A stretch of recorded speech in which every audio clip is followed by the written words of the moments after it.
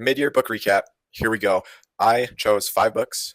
Natalie chose 5 books. They're not all the books we've read this year, but we carefully selected 5 that I thought for my pile were a pretty good variety. And I picked some favorites that I read this year too. All right, so we will alternate. We'll just give a brief synopsis and review, maybe rating of the books we read, what we liked about it, if we would recommend it or not. And yeah, I'll go first, and then Natalie will go second, and then we'll alternate back and forth. So the first book on my pile is Nietzsche, Joyful Wisdom, aka The Gay Science. I think it's more famously known. Um, didn't really know what to expect going in. I had read Beyond Good and Evil before this, and it was somewhat similar writing style. He writes in aphorisms, like short paragraph phrases, kind of bounces around between like all types of different subjects. I think the main thing that this book is known for is his famous proclamation that God is dead. And he's got some pretty compelling arguments. Not really arguments, but statements, I guess, um, a way forward after realizing that God is dead. And yeah, I don't know. It's been a while since I read this one. I read it near the beginning of the year. I think I did write a review of it on Substack. But yeah, I do recall that this was a pretty enjoyable read. I think I read it pretty quickly in like a week or two. So yeah, that's book number 1. I would probably recommend it to a particular person. So I think I rated it 4 out of 5 stars on Goodreads too. So My number one book that I started off reading at the beginning of the year that is definitely a 5-star review for me is The Man Who Was Thursday by G.K. Chesterton. And this has a subtitle not on this copy, but also known as A Nightmare. Um, and because I have a hard time describing it in my own words, I'm just going to read a little bit of what it's about from the Goodreads description.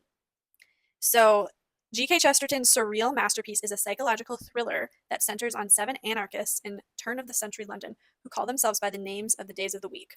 Chesterton explores the meanings of their disguised identities in what is a fascinating mystery and ultimately a spellbinding allegory. Um, this is about how the real characters are actually the ideas. Chesterton's agenda is quite simple: to expose moral relativism and parlor nihilism for the devils he believes them to be. This wouldn't be interesting at all, though, if he didn't also show such passion for giving the devil his due. He animates the force of chaos and anarchy with every ounce of imaginative verve and rhetorical force in his body. And this was very, very entertaining to read. It was a little confusing at first, but after about like a chapter or two, I was hooked.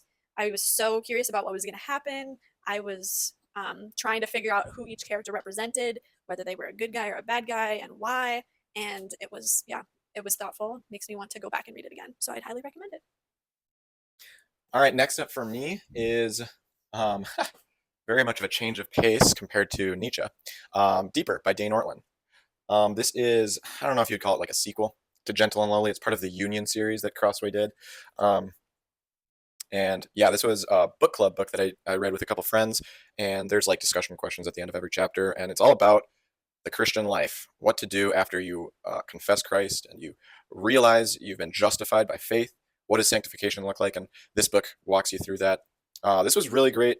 Um, that same group of friends I still meet with today, and we have taken some of the advice from this book, which has been one of the most edifying things I think in my own Christian walk, which is um, regular confession and kind of taking on each other's burdens as we all struggle through our Christian walks. And it's a great reminder of the gospel. It's an extremely gospel centered book. And yeah, I would highly recommend this book if you're a Christian and even if you're not a Christian, kind of to see what Christian living actually looks like. And I think you'd be surprised because this book, I think, calls out a lot of misconceptions about maybe works based or legalistic um, Christian living and brings us back to the gospel each time. So I rated this one 5 out of 5 stars. Really good book. I'd recommend it to everybody. Okay, my second book is actually a series of books that actually make up 8 volumes. And I don't have it with me because I listened to them on audiobook. I was hearing a lot of hype around the series called The Unselected Journals of Emma M. Lyon. And if you're a bookstagram girly, if you're out there seeing what people in that space are into, it's really popular. So I definitely hopped on that train and I've been enjoying it. I mean, I finished the whole volumes that were released up to this point, and it's a story about a young orphan girl who's kind of young adulthood, Victorianish England, and she's navigating a small town life. It's really charming characters, funny little experiences. The author has a really great way of putting her characters in unique little scenarios that are just charming and fun. And it reminds me almost of like P.G. Wodehouse or Charles Dickens. And there's some romance, there's hijinks, there's cats and uh, small parish priests. And yeah, I think I wouldn't necessarily give it 5 stars because it's a little more, I would say, light reading, and I prefer a little bit more oomph to some of the books I read. But if you're looking for something easy to read, jump right in. Would you rate them? I think overall I would give the whole series like a 4.5. So I give a pretty high rating, but not maybe my favorite of all time. All right, my turn next. Natalie's going to like this one. Persuasion by Jane Austen. There you go. It's a really small copy that I read, really fine print. I'm going to be honest, this was my first Jane Austen novel, and I was reading it to appease my wife, Natalie. And I really didn't know what to expect going in. I had watched the 2005 Pride and Prejudice film, and I really enjoyed it. But as I started reading this book, the length, like, it was shocking how foreign this writing style was, and this English is.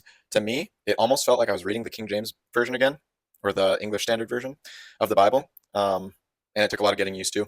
And about halfway through the book, we watched the 90s adaptation, I think, of this book, Persuasion, and I enjoyed it.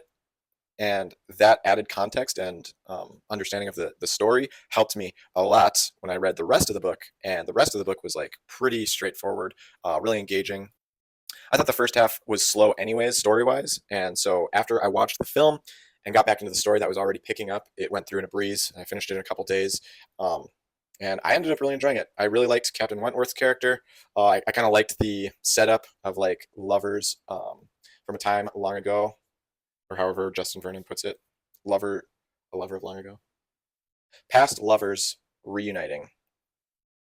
Yeah, it's a pretty good book. I think I rated it like 3 or 4 stars. Literary people, you'd probably love it a lot more than me, and you probably do love it because it's Jane Austen. So, and you've probably already read it. So yeah. Wow, I'm trying not to be offended by that, but I can at least rejoice that you didn't hate it. I did also read Pride and Prejudice this year, and I liked that a lot. My third book that I'm highlighting from what I've read this year is On the Incarnation. This is by Saint Athanasius of Alexandria. And Gabriel had read this probably like last December-ish and had written about it. And that compelled me that I wanted to pick it up and gather the wisdom and wonderful insight from the book that he had. And I did. It's really wonderful in how it clearly describes Christ's purpose in becoming flesh, incarnating himself. And it felt very foundational in terms of these concepts are things I'm familiar with being in Christian circles for my whole life. And that was so comforting to realize that all the way back to St. Athanasius, the same ideas are being discussed in Christian circles as they should be. Like the truth hasn't changed, essentially. So, very encouraging for my walk with God. And I would definitely want to come back to it and maybe just spend a little more time studying it. And this book I would definitely rate 5 out of 5. It's pretty accessible. I think I was intimidated by it because it's early church fathers writings, but I wouldn't tell anyone they need to be worried about it because you can dive right in. All right, my fourth book that I have is along the same vein as Natalie, and this was one of the first books I read this year, and maybe I did read it in December around the same time I read Athanasius, but I liked it so much so I couldn't leave it off the list. Cur Deus Homo by Anselm of Canterbury. And this basically tackles the same question, except it's Anselm, who I believe was writing in the 11th century, or maybe the 12th century. So it's about 600 years after Athanasius, 600 to 700 years after Athanasius. I think I got those dates right. But he writes in a little bit different style as Athanasius. It's like the Plato back and forth dialogue between a question asker and then an answerer. And basically, asks, why did God become man?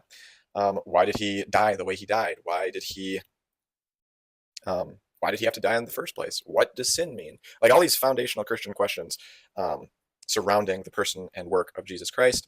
And it was extremely foundational. Reading it alongside Athanasius's on the Incarnation was like, oh man, so fruitful and so impactful. Just understanding the basic tenets of Christianity. So I would, yeah, recommend this to anybody. Also, pretty digestible.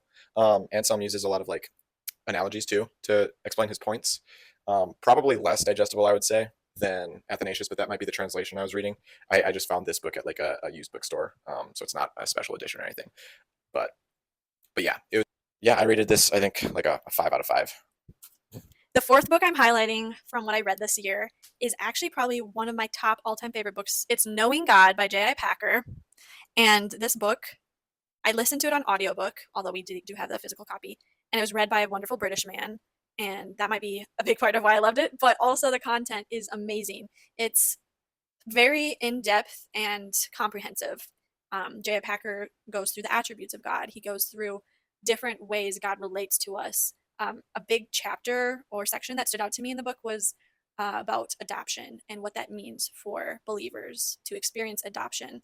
And I think I wrote this in one of my reviews that I wrote after reading it, that he makes the point or claim that for the Christian, the experience of adoption into the family of God is even more significant than our justification. And that kind of blew me away. And I agree, because he was really persuasive in how he describes that concept. And it really awakened in my heart a love for God and a desire to continue to know him more through scripture. So I would say you should read this book, have your family read it, have your kids read it, have your parents read it, your friends, anyone who's interested in deepening their relationship with God or knowing God should read it. 5 out of 5 stars. Okay, my last book that I read most recently was Loris by Eugene Vodolaskin. This is a Russian author, a Russian novel, um, fantasy, historical fiction. Takes place in medieval Russia, 1400s, I think. And it follows a healer, kind of a spiritual herbalist, doctor, healer. And man, what a ride this book was. Still kind of processing it. This one we read for our book club, and Natalie actually read it with me. And we just had a discussion with our book club because we just wrapped it up. And man, this book is a spring of conversation starters. It asks so many questions, and honestly, it leaves so many things unanswered and so many questions, you know, left untouched after they're asked. I was confused a lot of times. There was a lot of times where there was emotional scenes. Um, Death is so rampant in this book, and um, I'm just trying to briefly summarize it. I feel like I would have to make like a 45-minute review just talking about what this book involves. I think the main themes that I drew from this book were atonement and making up for sins, making up for sins against people. Yeah, penance, like Natalie said.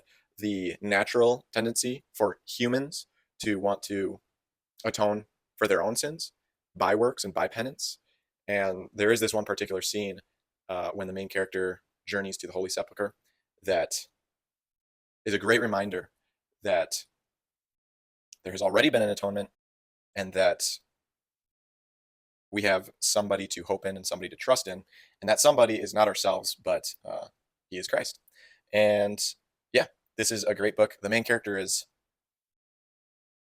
lovable, admirable, but also I think wrong pretty much all the time in his thought processes, in his actions, and if you read the book, you'll see that his life is kind of sectioned off into 4 different stages where maybe he takes a different approach at basically the same goal of atoning for past sins.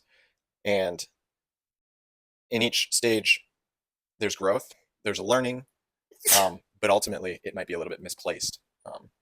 His attempts at atonement. So yeah, I probably butchered that explanation of the book, and there's so much more to it too. Questions about time and Eastern Orthodoxy and Catholicism and miracles and healings, and yeah, I don't know. But I rated this a 5 out of 5 stars just because like it's a great conversation starter. Uh, it's a great thought-provoking book to challenge you and to exercise your brain. So yeah, Loris, and this is a relatively unknown book and relatively recently written too. I think 2012 or 2015 it was written. So, yeah, Loris. All right, my final book for this review recap is Consider the Lilies by Johnny Artavanus. And I love this book. It spoke directly to a sin issue in my life known as anxiety. And it was a very thoughtful and um, compassionate book, but also a serious and like direct in taking the issue head on and what it means to trust God. And the title is taken from the Sermon on the Mount, spoken by Jesus. We read it in Matthew chapter 7, I think. And I found myself really encouraged by it, challenged by it, and I want to share it with anyone who has ever felt that they can't get past the problem of anxiety in their life, because this book will give you a new perspective on this challenge and will hopefully encourage you. So you should read it. 5 out of 5 stars. I loved it. All right, so those are some of the books we've been reading. Yeah, we tried to keep it a good variety, kind of bouncing around all the different genres and stuff. We'll just take a quick moment to share with you what we're currently reading and what we plan on reading this year. So I just started picking up The Picture of Dorian Gray. This has been on my want to read for like forever. Oscar Wilde. I read the introduction to this book and kind of got some of the some context about who Oscar Wilde was, kind of just how great of a writer he was and a master of his language, the English language. And right away, reading this book and some of the conversations with Lord Henry, who seems to be very intellectual and goes on rants a lot of the times. It's just very enjoyable to read. The dialogues are funny, but also thought provoking. And one of the things about Oscar Wilde that I was reading about was that he loves paradoxes. And so you see that in this book a lot, where paradoxes seem to show up everywhere and like literally about everything. What about you, Natalie? I have like 3 books that I am currently reading. Actually, probably more than that, but some are at more giving more attention than others. This one is called The Imitation of Christ, and it's by Thomas A. Kempis. I think that's how you say it. And it is, I think, in the 1400s, 1300s written, and has some really wonderful wisdom about what a life imitating Christ is like. And I'm trying to take it slow with this one and really, I think, really soak in the concepts and ideas and pay attention to what it has to say. So we'll see what I think when I finish that one. Another one that I started is called Covenants Made Simple by John T. Rhodes, and the subtitle is Understanding God's Unfolding Promises to His People. A lot of my friends have read this book and have said good things about it. I'm shocked at how quickly I'm getting through it. And yesterday I was reading it and I was just like interrupting Gabe in his book, what he was reading, like every few seconds to point out something that was so cool in this book. So I already know I'm going to love the book by the time I finish it. And I just can't wait to keep reading. And then the other book I'm reading right now, I'm also very excited about. I've heard good things about it from people I'm not necessarily like friends with, but like I follow online, like bookstagrammers and things like that. And it's The End of the Affair by Graham Greene. And I've read another book by this author, The Power and the Glory, and that one was very deep and thoughtful, moving book. Not necessarily like a fun read, but like really intellectually stimulating. And so far, this book is like that too. And I think the topic of the book is a little difficult to be interested in because it's about an affair, but I'm very curious because I hear good things about it, how the author's handling it, and I think it's going to end very satisfyingly, and I'll be glad I read it. So he has so many quotes so far in this book that I'm just underlining, like excellent writing. Yeah, so that's what I'm reading. All right, so thank you for tuning into our mid-year recap. We had a fun time discussing the books we read so far that we really enjoyed and what we're currently reading, and maybe, who knows, end of the year, maybe we'll have a few more books to tell you about. Thanks for listening. See you later. Bye. Bye.